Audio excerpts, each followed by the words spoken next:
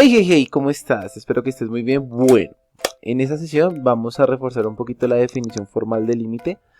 En la clase pasada habíamos visto la definición del límite y lo habíamos trabajado de una forma muy informal porque, si se acuerdan, pues lo que hacíamos era a trabajar la definición del límite pero suprimiendo el valor absoluto y pues evidentemente pues encontrábamos la respuesta, pero vamos a trabajarlo el día de hoy con la formalidad matemática que corresponde. Oye, despacio, cerebrito. Entonces, pues, esta es la definición formal del límite, ¿verdad? La que conocemos, la que nos dice cuánto debería ser el valor de delta y cuánto debería ser el valor de epsilon, teniendo en cuenta pues las especificaciones y teniendo en cuenta la situación inicial planteada. En este caso, el límite cuando x tiende a 3 de 2x menos 5, que es igual a 1, si epsilon es igual a 0,5, que fue el ejercicio que trabajamos en la sesión pasada. Entonces, recordemos que a es el valor donde está tendiendo la x. La función f de x es la función que me están dando en el límite y pues el límite es el resultado, que en este caso es 1. Entonces si reemplazamos obtenemos lo siguiente. Entonces el valor absoluto de x menos 3, que es a donde está tendiendo el límite, debe ser menor de delta. Entonces, y aquí reemplacé la función 2x menos 5 menos el valor del límite, que es 1, debe ser menor a 0,5, que es el valor de epsilon. Tienes razón lo que dice. Y entonces lo que hacíamos la vez pasada era quedarnos con esta expresión, ¿cierto? Trabajar con esta expresión. ¿Dónde está el cambio? Que acá no voy a quitar el valor absoluto. Y ya te darás cuenta que lo que va a pasar es que voy a llegar al resultado, al mismo resultado, pero incluso de una forma más rápida. Entonces lo que voy a hacer es reducir los términos semejantes. En este caso el único término semejante o los únicos términos semejantes son menos 5 y menos 1, que son, al ser signo igual, pues me daría menos 6. ¿Por qué? Porque signos iguales se suma y se conserva el signo. Bueno, esto se pone interesante. Por lo tanto, obtendría lo siguiente: 2x menos 6 menor que 0,5. Entonces, ¿cuál es la idea acá en este tipo de procedimientos? Que dentro de este valor absoluto me quede esta misma expresión, es decir, en este caso x menos 3. ¿Y cómo voy a lograr eso? Pues si te das cuenta, acá podría sacar factor común. ¿Por qué? Porque el 2 y el 6 son múltiplos del 2, y si yo saco factor común obtendría lo siguiente. Obtendría que el factor común es 2, entonces ¿qué le hace falta a 2 para hacer 2x? Pues la de x va al menos, ¿y por qué multiplico al 2 para que me dé 6? Por 3. Y entonces ya tengo una expresión similar. Ahora, por propiedades del valor absoluto, lo que yo puedo hacer es separar este 2 de este factor. Entonces me quedaría de la siguiente manera. Entonces lo que saqué fue el 2 de esta expresión, separé la multiplicación y los separé en factor absoluto cada uno. Ahora, el valor absoluto de un número es el mismo número pero positivo. En este caso pues el valor absoluto de 2 pues va a ser 2. Obtendría lo siguiente. Y este 2 que está multiplicando lo voy a pasar a este lado a dividir. ¿Listo? Entonces me quedaría de la siguiente forma. ¿Listo? Entonces el 2 que estaba multiplicando lo pasé a dividir y al hacer la división obtendría el resultado. Entonces obtendría que el valor absoluto de x menos 3 debe ser menor que 0,25. Pero si te das cuenta de algo, esta expresión que tengo acá, que voy a subrayar de amarillo, es igual a esta expresión que tengo acá al lado derecho, que fue lo que acabé de hacer con las operaciones.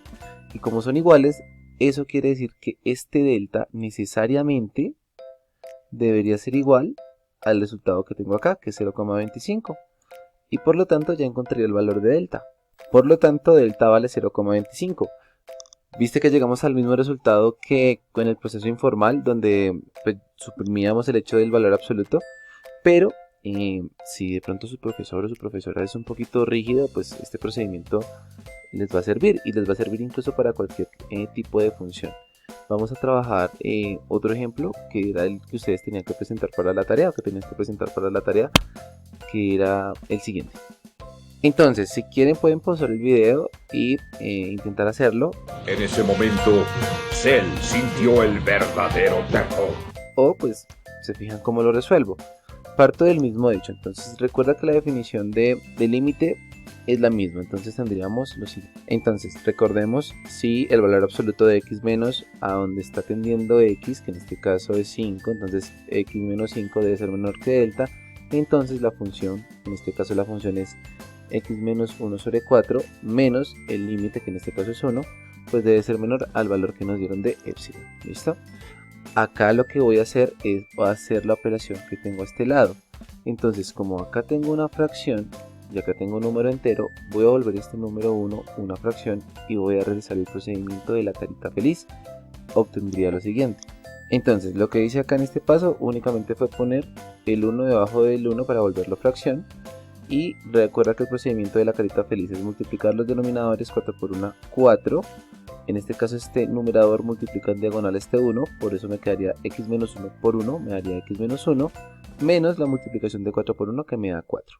Recuerda que la idea al hacer este procedimiento es que acá dentro de este valor absoluto obtenga esta misma expresión, es decir que debe obtener x menos 5. Ya sea factorizando como en el caso anterior, o de pronto mira que acá nos va a dar directamente. ¿Por qué? Porque recuerda que acá tengo que reducir estos dos números y estos dos números son de signo igual. Entonces signos iguales, se conserva el signo y se suma. ¿Qué obtendría? Obtendría lo siguiente. Entonces obtendría x menos 5 sobre 4 en valor absoluto debe ser menor que 0,025. Pero recuerda que la idea es que yo obtenga la misma expresión y este 4 me está estorbando. Pero este 4 está realizando una operación muy interesante y es que realmente pues al hacer una división, realmente yo puedo ver la división como una multiplicación entre una fracción y esa fracción sería un cuarto, es decir, lo podía expresar de la siguiente manera. Entonces lo que hice fue esta división, cualquier división se puede ver como la multiplicación por una fracción. Entonces lo que hago es volver esta división por 4 en una multiplicación por un cuarto. ¿Qué me va a permitir eso? Separar cada uno de los miembros de la multiplicación en valor absoluto. Me quedaría así.